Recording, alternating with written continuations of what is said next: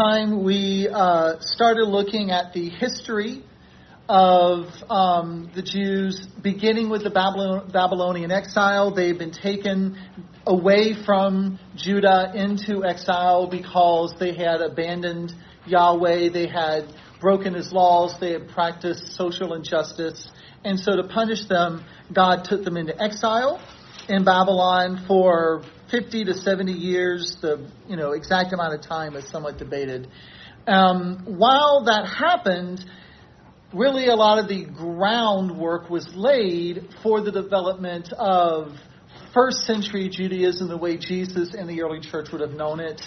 You had the Torah, the first 5 books of the Bible, really collected as a single work for the first time. They weren't written then. There's good reasons to believe Moses wrote the Torah, as Jesus said, but it does seem that during the exile was the time it was really collected together, probably some minor editing done on it, things like that. Also, during the exile appears to be where the synagogue system first started to emerge, because since they didn't have a temple, local Jewish communities had to meet together to worship, and that probably, we believe, planted the seeds for the later synagogue system that, again, you would see in the New Testament. And the last big development from the exile was that the Jews would never again abandon the worship of Yahweh. Now, we know that they would reject Jesus, but they never again went and worshipped other gods after that. So the Jews stayed in exile for a few decades. They returned home, but even though the group that returned home was a very zealous group, that zealousness very quickly waned due to all the hardships of living in what had been Judah. And so God ended up sending Ezra and Nehemiah both to sort of whip them into shape. Ezra brought back knowledge of the Old Testament law. He read out the law to the people. He got them to once again agree to follow it. Nehemiah came and established a more orderly government among the people who had returned from exile. They both did things like outlaw marriage to Gentiles, separated the Jews from the Samaritans, and really sort of reshaped the Jews into a more exclusive Yahweh-worshiping people. And that is basically where we ended up last time. So before we can move on, are there any questions? All right, I know it was a lot, but... So, moving on now, what we did last time marked the end of Old Testament history. And now we're going to move on into that 400 years between the Old and the New Testaments and see what happened there that developed the world that the early church would be brought into. So with the end of the Old Testament, the Jews, having returned to their homeland, were still left as a Persian state, basically. They weren't free. They were still a vassal state to the Persian Empire, still under Persian control. And for that next 400 years, there was only a brief period of time where the Jews would rule themselves. For the most part, they consistently just kept coming under the thumb of the various world empires that emerged. We already saw the Babylonians, now the Persians. Later on, you would have the Greeks, the Egyptians, the Syrians, and finally the Romans. So for the first 200 years or so between the end of the Old Testament, from about 539 BC to 332 BC, so almost exactly the next 200 years, again, Judea was a province of the Persian Empire. The Persian word for that was satrapy. The Persian Empire was divided into over 100 provinces called satrapies, Satrapy,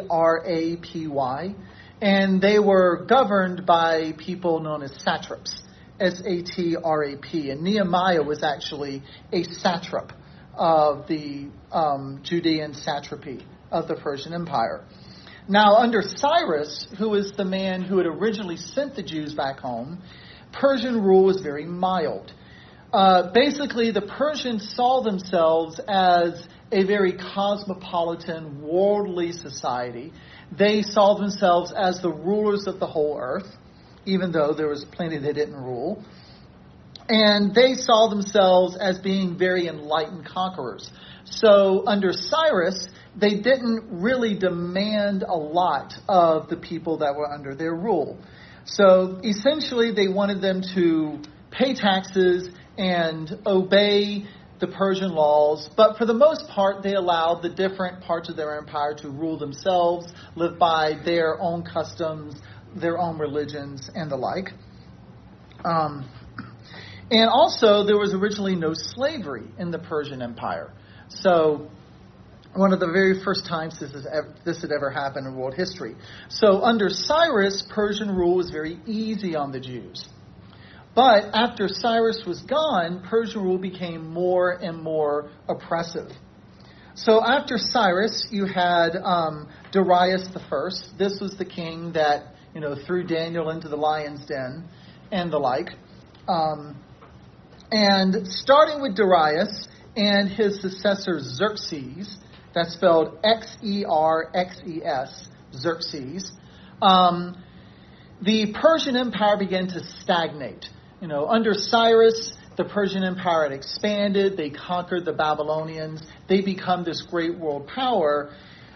Darius and Xerxes both attempted to expand the empire, mainly by attempting to conquer the Greeks, but had never been able to do so. The Greeks had always been able to push them back. If you ever saw the movie 300 about the Spartans, that's what was going on there. They were fighting against the Persians, trying to conquer them. It's specifically Xerxes, the first here. So they didn't really manage to expand the empire much after that. So without new influxes of wealth and people, the Persians tried to make up for that by raising taxes and starting to impose stricter laws on the people underneath them. So their rule became more and more oppressive to the Jews. Later, Persian emperors also became more corrupt. Cyrus, was often called Cyrus the Great. He was, a very, enlightened, very noble ruler. Darius, somewhat so. But as time went on, the rulers became worse and worse. And this caused a lot of unrest in the provinces as well.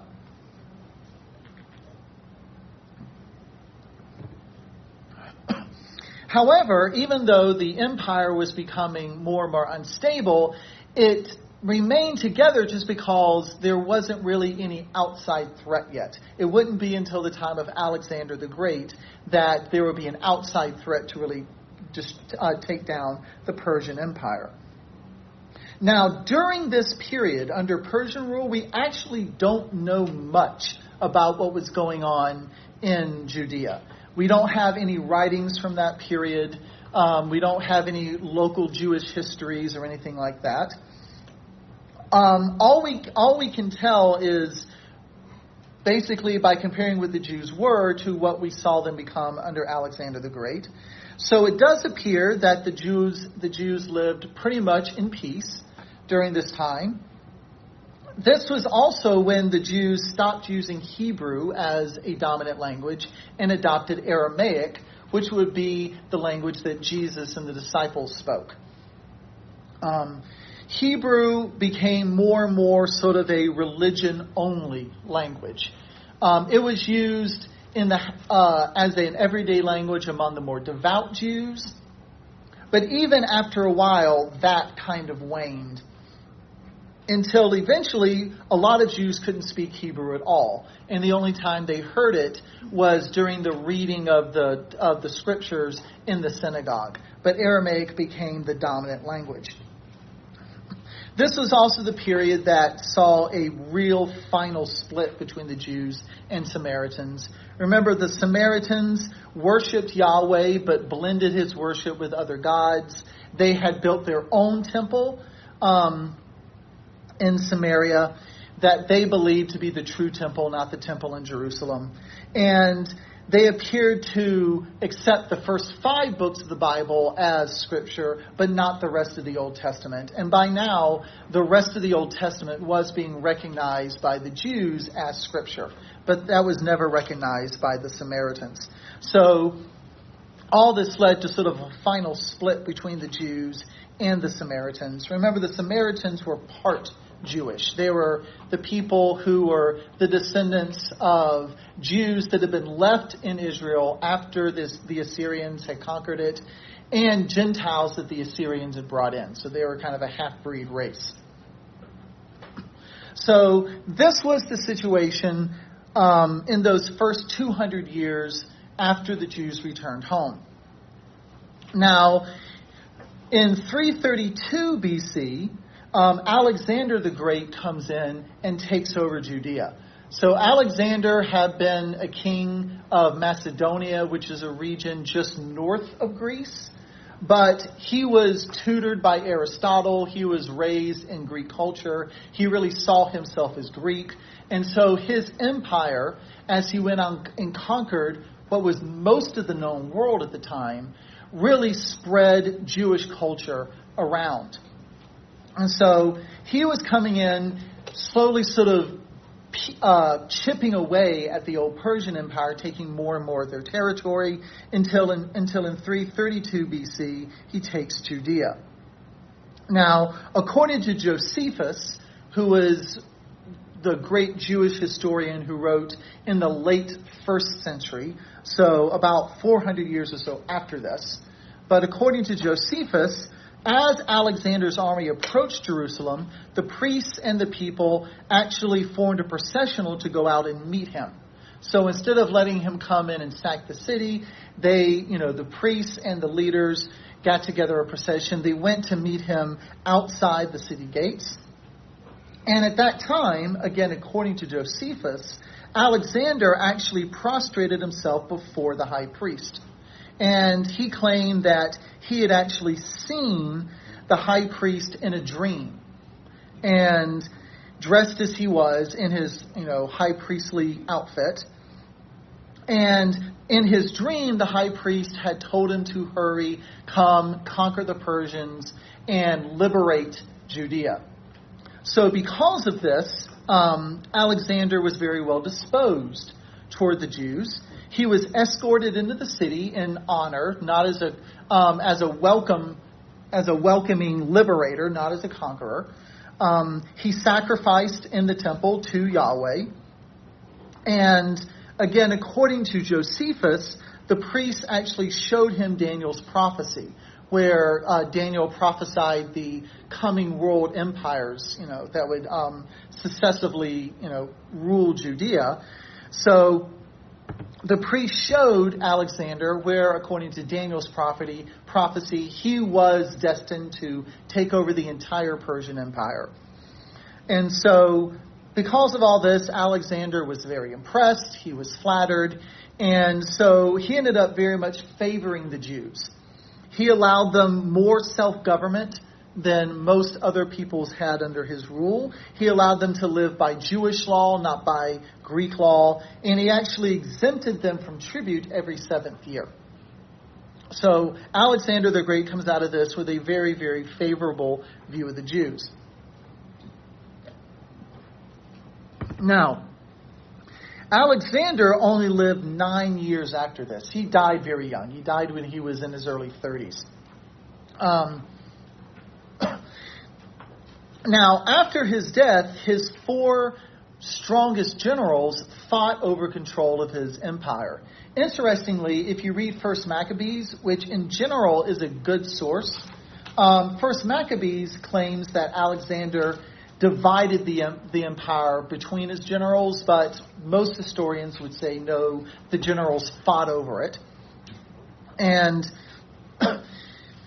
eventually 4 separate kingdoms emerged, each one ruled by one of Alexander's generals. And if you look in the back of your notes, where I have my nice map, because every Bible class needs a bunch of maps, you'll see a map of Alexander's empire, which stretched all the way from Greece in the west to India in the east.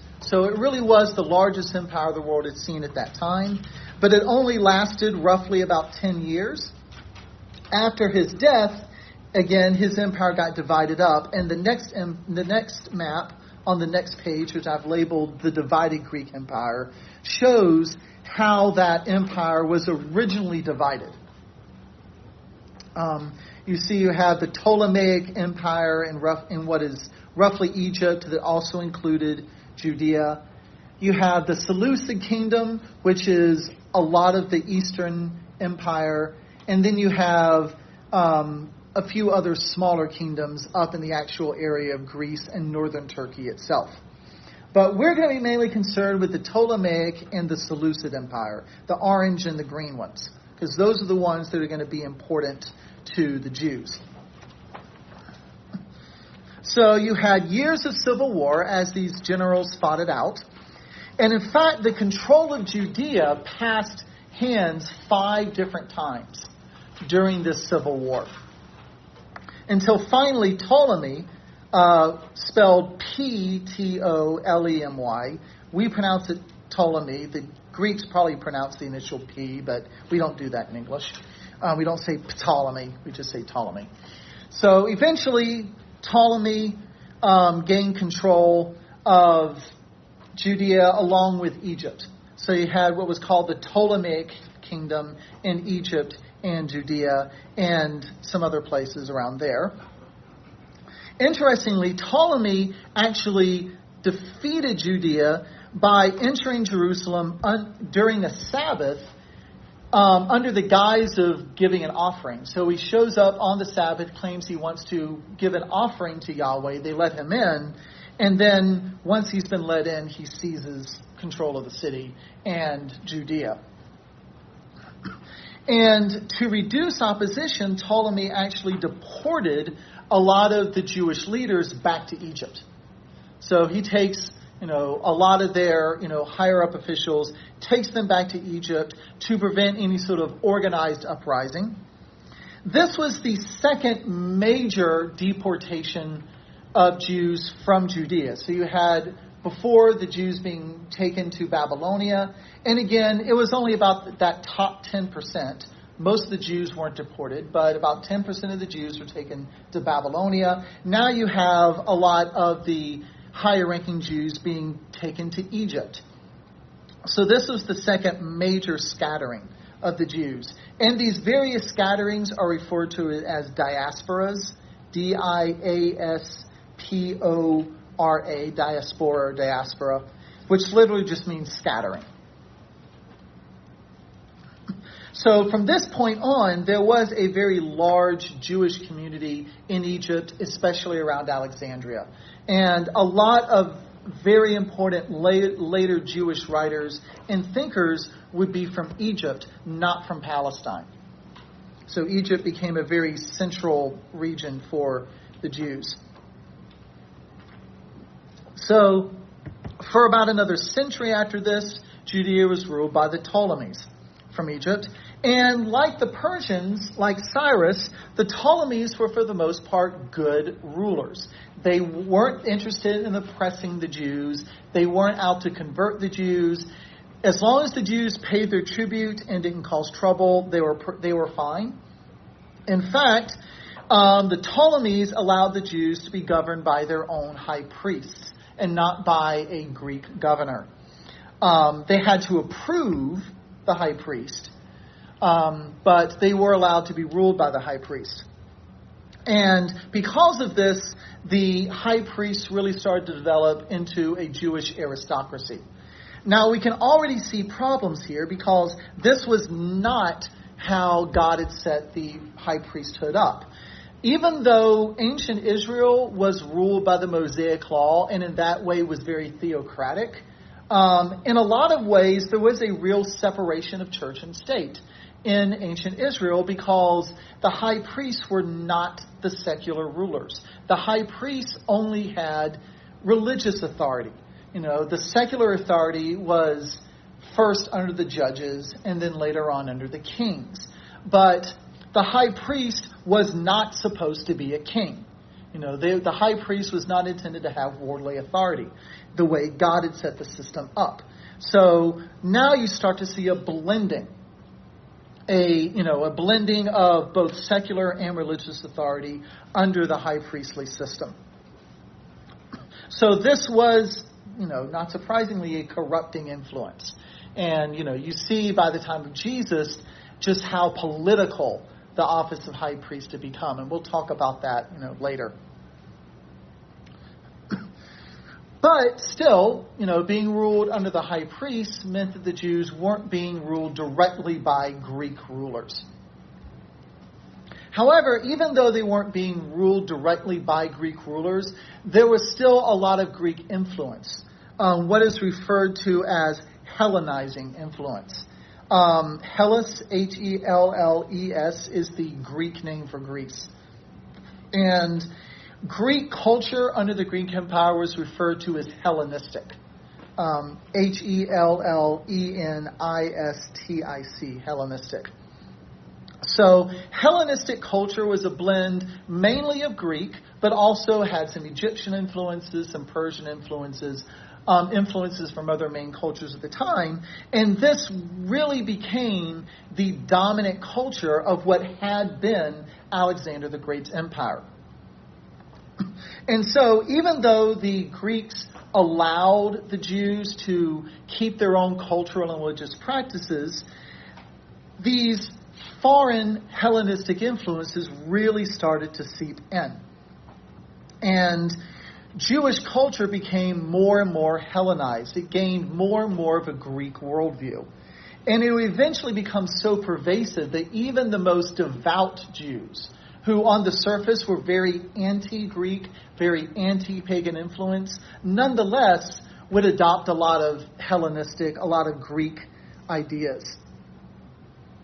And one of the reasons that it was so strong was because of the location of Judea, the location of where the Jews were. If you look at the old empires, the Assyrians, the Babylonians, the ones you read about in the Old Testament, they were always based to the east. They were based in Mesopotamia, between the Tigris and the Euphrates, or even further in Persia. But they were always eastern empires. So that Israel and Judah were very much on the fringe. They were on the far western fringe of these ancient empires. They were on the shores of the Mediterranean Sea. Whereas now you have Alexander the Great's empire, which extended both to the east and to the west. So now Judea, where the Jewish homeland, is very much in the middle of things. And again, if you go back and look at that map of the four Greek empires, you see that the Jews were right between the two biggest ones. The Jews were right between the Ptolemaic and Seleucid empires. And these are the two empires that were fighting each other the most. So you constantly had armies going back and forth now, but through Jerusalem, through Judea, where you didn't really see that before. And so, the tiny little place where the Jews lived had now become very much a battleground between these two very large powers. And in fact, during just the 3rd century BC, Ptolemaic Egypt and Seleucid Syria fought 5 major wars. And again, the Jews were right on the battlefield between them. And so you had thousands of soldiers, government officials, merchants, all kinds of foreigners constantly passing through. And in this way, the Jews were being exposed to all these Hellenistic Greek ideas that were really starting to soak in and permeate Jewish society. But even with that, even with all these outside influences, the Jews were still very much adhering to the Mosaic Law. They were still holding on to their identity as Jews and following all the dictates of the Mosaic Law.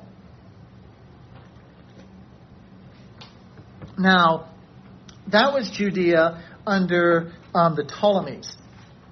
But in 198 BC, the Ptolemies were actually kicked out of Judea by the Seleucids, by that large green empire to the north. which was another one of Alexander the Great's generals. So in 198 BC, King Antiochus III, that's spelled Antiochus, Antiochus III, who a lot of times is referred to as Antiochus the Great, who was the Seleucid king of Syria, he drove the Ptolemies out of Judea and incorporated Judea into the Seleucid kingdom. So now the Jews had changed hands. They were no longer being ruled over from Egypt by the Greeks in Egypt. They were being ruled over by the Greeks from Syria. Now, Antiochus III was again a fairly decent ruler for the Jews. He was benevolent to them. He actually even exempted Jerusalem from taxes for 3 years to allow it to get back on its feet economically. Because not surprising, with all these wars going on, Jerusalem was having some problems. So Antiochus actually allowed them to not pay their taxes for 3 years to get back on their feet. But unlike the Ptolemies, who had been pretty benign, the Seleucids were much more interested in Hellenizing the people living under them. They really wanted to advance Greek culture and really wanted all the people being ruled by Greeks to act and think like Greeks. So the Jews were starting to feel a much greater pressure to Hellenize, to adopt Greek customs. And in fact, the Seleucids insisted that all Jewish officials adopt the Greek language. So they had to abandon Aramaic, at least for official use, and all use Greek. And Jerusalem especially became a more cosmopolitan city. You started to see very much a mixture of Jewish and outside influences in Jerusalem. So that's Antiochus III. Now we come to one of the most, if not the most, infamous figure in Jewish history. I'm going to take a break. Oh, yeah. Questions? I guarantee you, if you have a question, somebody else in the class has the same question. So it would be very helpful to ask, or something can be repeated. If you need something repeated or something explained. If I'm going too fast, I'm trying not to, but if I'm going too fast, say something. I really don't want to come here next week and everybody's left. There was one point where I was like, okay, where are we at? And kind of towards the end there, you started saying, okay, now we're talking about the Seleucid part and the year. It kind of helps you catch up to where we're at, because when we're looking at our guide and you're talking, sometimes it's hard to follow along what the comments you're making, what period that applies to. So as you transition between periods, maybe for us that don't know what period that would be, help us to transition. All right. So so when, I don't know, do you have a copy of the student notes with you? Oh, got them here. Yeah, just let us know when you're moving to the next point on the student notes. That would. All right. And I would, even when at you the end mention, of like, each section, stop. this year, when you mention the year, it helps you catch up. All right. So Anything else? Right, now you're starting the next. Yes, where it says Antiochus the Fourth. Okay. So, like I said, so Antiochus III incorporated the Judea into the Seleucid kingdom, but other than that, he was pretty okay. But like I said, now we move on to possibly the most infamous figure in Jewish history outside of like Adolf Hitler, and I'm not sure even Hitler beats this guy. So Antiochus IV Epiphanes. And you see it written there on your handout. Now, Epiphanes, by the way, is a title that he gave himself, and it literally means God manifest. So that should give you an idea before you even get started. So, in 175 BC, Antiochus IV secedes to the Seleucid throne, and now the relationship between the Seleucids and the Jews rapidly deteriorates. So by this point, the Romans were starting to become a power. The Romans were beginning to expand into Asia, specifically into Asia Minor, which we nowadays call Turkey. So this was becoming a threat to the Greek empires, the Ptolemies and the Seleucids. So, because of this, because he was beginning to feel very threatened by the Romans, Antiochus really began to insist on total loyalty from his subjects. And also started to do things like levy more taxes. He was trying to build up his military, build up his defenses, so he started to tax more heavily. The Jews were forced to pay taxes on one third of their grain harvest.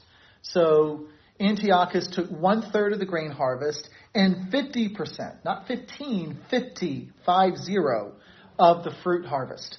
So very harsh taxes, in addition to other, more monetary taxes, both to the Seleucids and also to the temple. They had temple taxes they had to pay as well to basically support the priests and support the temple.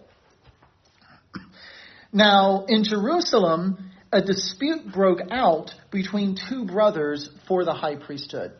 Now, back in the time of Ezra and Nehemiah, a particular line, the Zadokite line, was determined to be the high priestly line. So all the high priests had to come from this one specific family that was directly descended from Aaron. So now you had two brothers of that line, both trying to claim the high priesthood. One of them, named Jason, actually offered Antiochus a very large bribe in order for him to be recognized as the high priest. So Antiochus, was fine with this. Jason was appointed the high priest. In return, Jason, even though he was the high priest, very aggressively started to promote Greek culture. Really started to push Hellenization.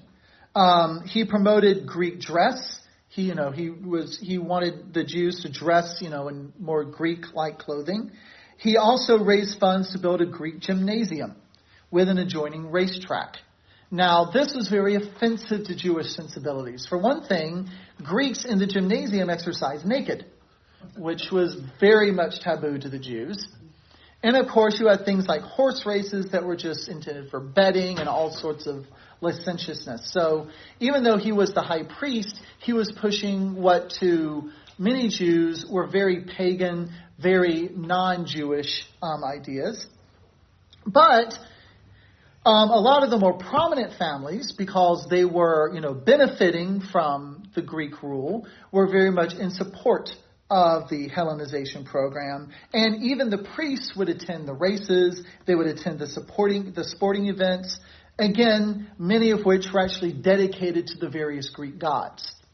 So you had priestly families attending events dedicated to Zeus or Apollo or Diana or these other Greek deities.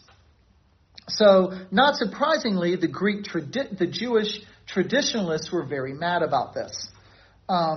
So you started to get more and more unrest among the righteous Jews, the pious Jews. Now, 3 years after Jason got the high priesthood, Antiochus actually auctioned it off to someone else. He auctioned it to an apostate priest named Menelaus, Menelaus, who offered him more money. So this very apostate priest offers Antiochus more money, so he gives the priesthood over to him. However, Menelaus did not have the funds to pay him. So, in order to raise the funds, he stole some of the sacred vessels from the temple and sold them. And this is actually recounted in the book of 2 Maccabees. Now, again, 1st and 2nd Maccabees are not scripture. We're Protestants, not Catholics. We do not believe these are scripture. But they're good historical sources. And so, if you want to read them, if you have the YouVersion app on your phone, the Bible app on your phone, and you just go to translations and switch to the Catholic public domain. So there are a few of them. Yeah, there's a few of them, but the CPDV, the Catholic public domain version, or any of those Catholic versions, you will be. There's additional books. So 1st and 2nd Maccabees are between the Old Testament and the New Testament, There's also some additional books as you go through the Old Testament. You'll notice some books in there that are not in our Bible. But First and Second Maccabees are good history books. They're not inspired scripture. So it certainly would be a good thing to read if you're interested in that. The holiday Hanukkah that the Jews celebrate is from Maccabees. Yeah, so that's where it's found. We're actually going to talk about that in a little bit. Okay, that's where that story's found.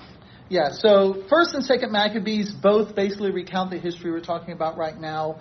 The relationship between them is like the relationship between Kings and Chronicles in the Bible, where one's a more straightforward history and the other's more of a theological history. First Maccabees is a pretty straightforward history. Second Maccabees is offering a lot of sort of theological commentary on what's happening.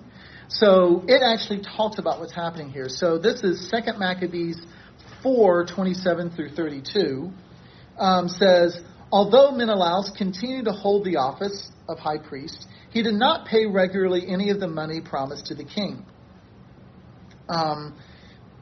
And skipping down a bit, it says, while such was the state of affairs, it happened that the people of Tarsus and Malus revolted because their cities had been given as a present to Antiochus, the king's concubine. So the king went hurriedly to settle the trouble, leaving Andronicus, a man of high rank, to act as his deputy.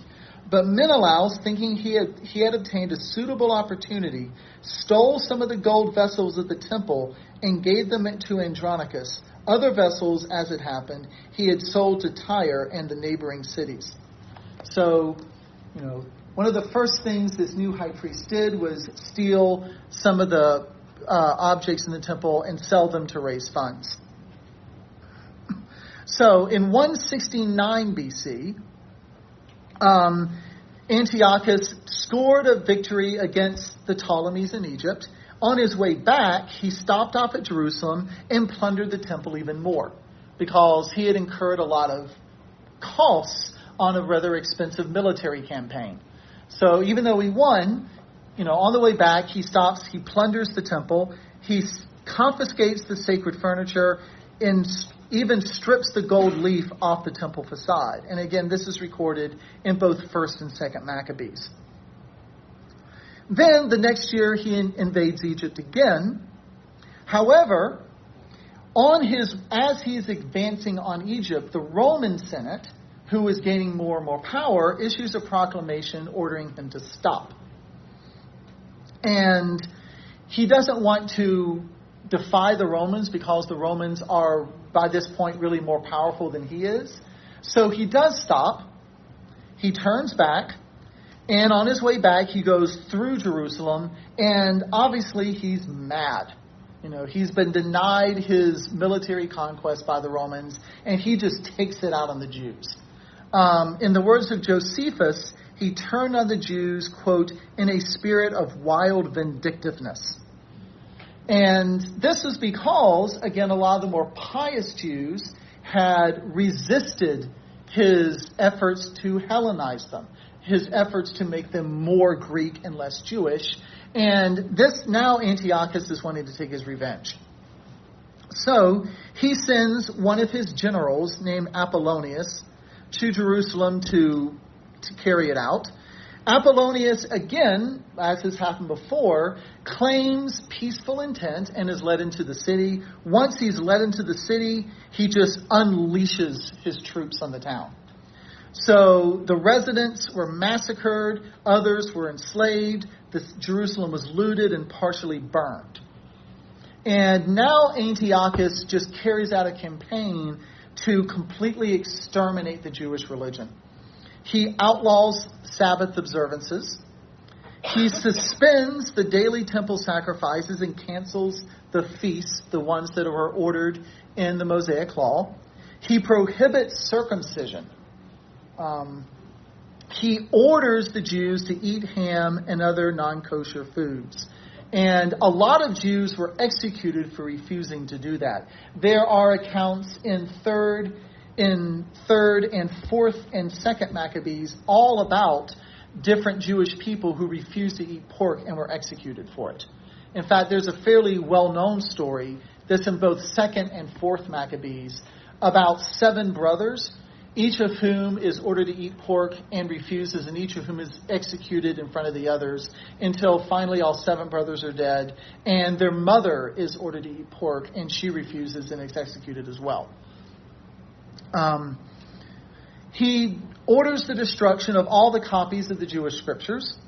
He orders the erection of pagan altars in towns and cities throughout Judea. And as the climax of all of this, in December 167 BC, in the temple in Jerusalem, he erects an altar to Zeus and sacrifices a pig on it. So, in doing so, he has completely defiled the temple. He has rendered it unclean.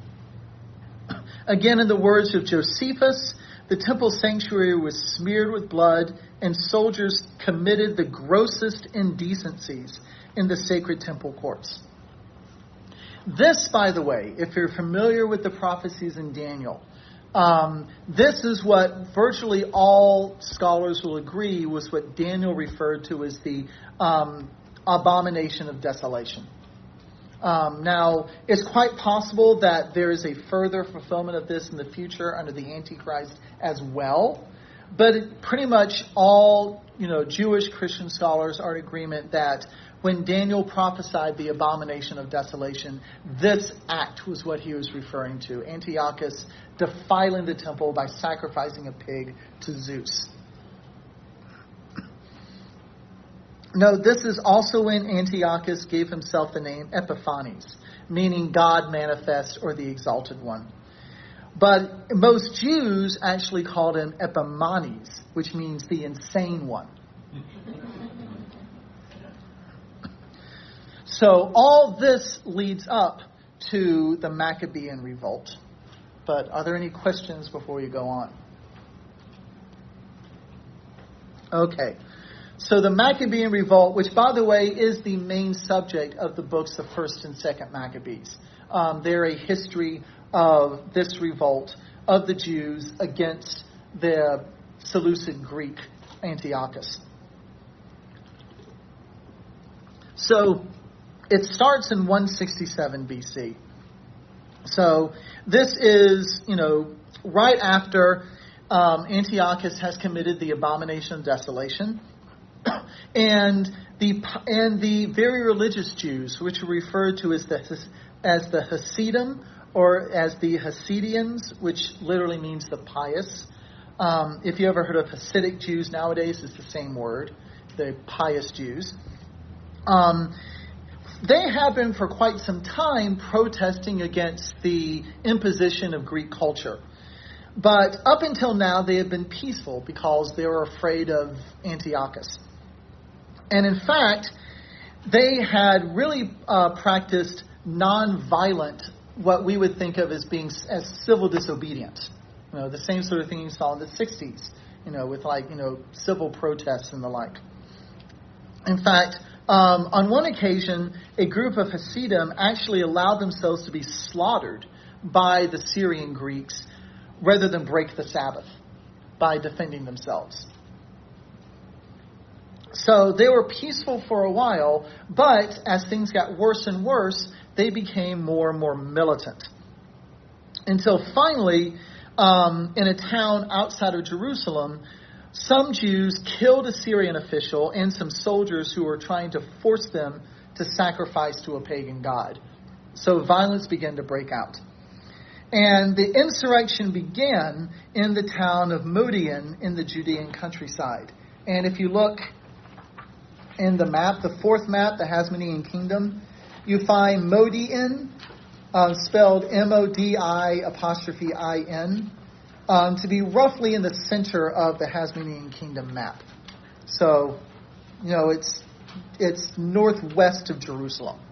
So this is where the insurrection against the Greeks really breaks out. So a Syrian officer arrived and tried to force the local Jews to sacrifice to pagan gods. So an old priest named Mattathias lived there. That's Matthias, Mattathias. He is an old priest of the Hasmonean family. and he kills the Syrian official who is trying to get them to sacrifice. So after this, obviously Mattathias knows that the Greeks are going to come after him. So he along with his 5 sons, Judas, Simon, Johanan, Eleazar and Jonathan. So there was a Johanan and a Jonathan. So he and his 5 sons take shelter in the caves in the Judean wilderness. So they go out and hide out there. And slowly they're joined by more and more of these Hasidim, these righteous Jews. They're joined in the caves. So they're beginning to build up a military force here. And from these wilderness caves, they begin to make these sort of guerrilla strikes against the Greeks. They would carry out raids into surrounding villages. They destroy pagan altars. They would punish apostate Jews. And at times we even forcibly circumcise children. And now, Mattathias was already an old man at this point. So he really only could handle this kind of rugged life for a few months before he died. And his mantle more or less was taken up by his son Judas. And Judas eventually became known as the Hammerer, which in Aramaic is the Maccabean. So this is where the Maccabean Revolt gets its name. Judas the Maccabean, or the Hammerer. And he steps up his father's campaign. Now, like his father, he avoided out-and-out battles with the Syrians. He knew that he didn't have enough soldiers to win an out-and-out battle. So he continued basically guerrilla warfare. And he would conduct these hit-and-run raids on these villages, towns, and cities throughout Judea, again attacking both Greeks and any Jews he thought were too Greek, any Jews he thought had abandoned the Mosaic law. Is that similar to the Zealots? Yeah, well, the Zealots would come along later. They were against the Romans, but they would end at the end of the course. We'll talk about the Jewish wars with the Zealots, and yeah, it was a similar kind of idea. So to pious Jews, to Jewish nationalists, these people were, patriots. To less pious Jews, they are terrorists. This very much fit the saying that, one man's freedom fighter is another man's terrorist. Because, that was very much the opinion split between, whether you were a righteous Jew or a more Hellenized Jew. So in 165, so after about a year and a half of this, Antiochus sends his general Lysias, Lysias, Lysias, into Israel to quell the revolt. Now, Judas and his followers actually ambushed the Syrians on several occasions. They scored quick victories, again, this sort of hit-and-run tactic.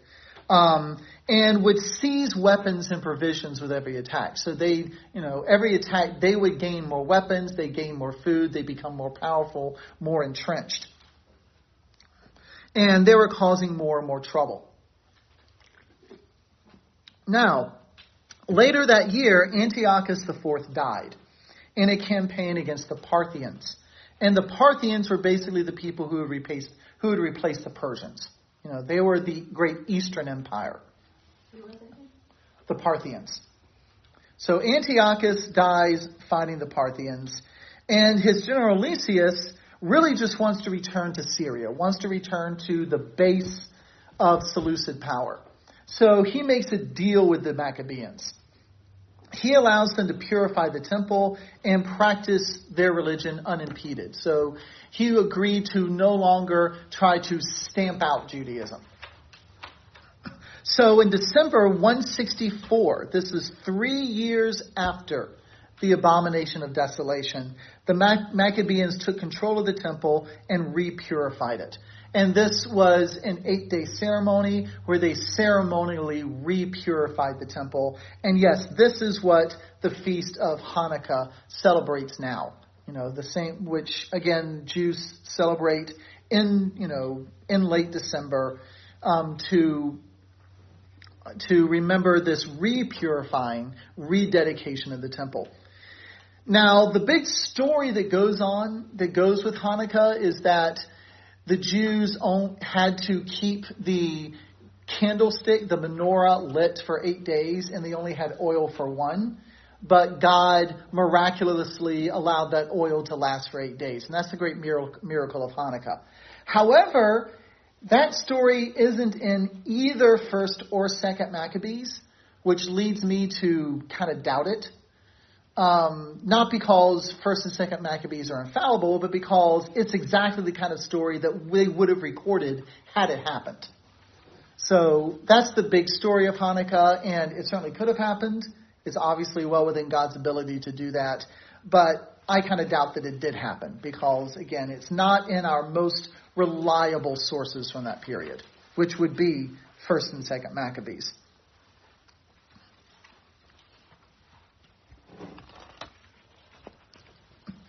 So now the Jews had some liberty. They were still under Greek rule, but they were no longer being forced to conform to Greek culture and were no longer being forced to worship Greek gods. They were allowed to be Jews again. But that was not enough for the Maccabees. Their ultimate goal wasn't just to gain this limited freedom. They really wanted to liberate Judea from Greek rule altogether. So they continued to fight. So in 160, Judas was killed in battle, and his younger brother Jonathan took over leadership. And Jonathan was the high priest. Remember that this was a priestly family, the Hasmoneans. They weren't the high priestly family, but at this point, they had claimed the high priestship for themselves. So Jonathan was the high priest, was now also the commander of the Maccabean forces. He actually attempted to make treaties with both the Spartans and the Romans to get them in on their side, to gain more power against the Greeks, though it didn't really go anywhere. But he tried to make treaties with both the Spartans and the Romans. So the war between the Greeks and the Maccabeans went back and forth for the next 18 years. And no side could really seem to win decisively. In 143 BC, Jonathan was assassinated. His brother Simon succeeded him. And Simon was the last surviving son of Mattathias. And he continued to fight. And under Simon, the Jews finally gained their full independence in 142 BC. So this is 25 years after the insurrection started. So 25 years, first starting out as a guerrilla war, later became more of a full-fledged war. But the Jews finally drove the Greeks out and gained independence. Now, how did they do that? Because there was no question the Greeks were way more powerful. Certainly, 1st and 2nd Maccabees would claim that this is very much God's plan. Even though they're not books of Scripture, they are written by very devout Jews who saw this all as being God's plan to liberate his people. And certainly, they couldn't have done this without God's allowing it. And certainly the fact that they were very persistent and very courageous helped to tip the scales towards them. Just as we see nowadays when you have, insurgents against an occupying force, even when those insurgents are much smaller in number, if they are very persistent, they can drive out much more powerful nations. Also, Antiochus was not able to really commit his full resources towards suppressing them. Because remember, he was fighting the Parthians, which was a much larger force, much more powerful, much more of a threat. So most of his attention was toward the Parthians. The Jews sort of just got who he could spare. And that went a long way toward allowing the Jews to win. Actually kind of reminds me of the American Revolution. We won because the British were far more occupied with fighting the French than they were fighting us. Same sort of idea here. So in 142 BC, you have the Jews finally, for the first time since the Babylonian exile, having their own independent state. So I think this is actually a very good stopping point. Are there any last questions? I'm hooked now. You can't stop. That's what I was just You'll have to come back. Yeah. What did you say that Hanukkah celebrate? It was celebrated when the Jews purified and rededicated the temple after Antiochus had defiled it. That's the official celebration.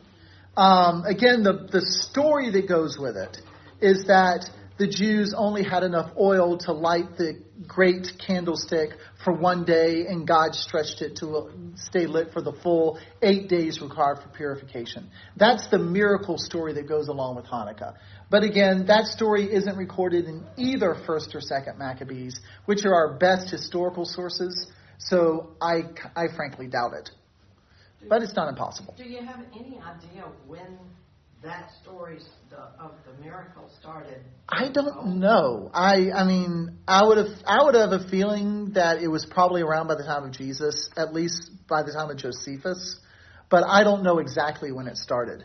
I mean, again, and it could have been true. I mean, I'm not denying that it was true. I'm just saying that the best sources we have don't seem to record it.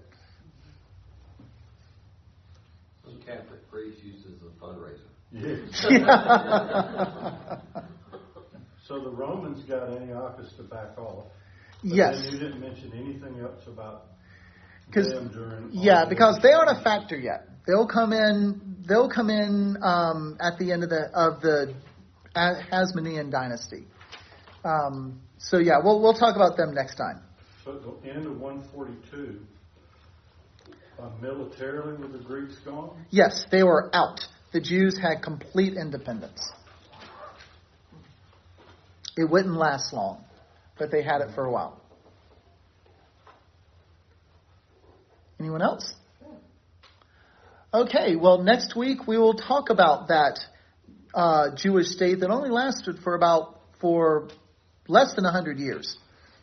And then we'll get into, how did the Romans show up?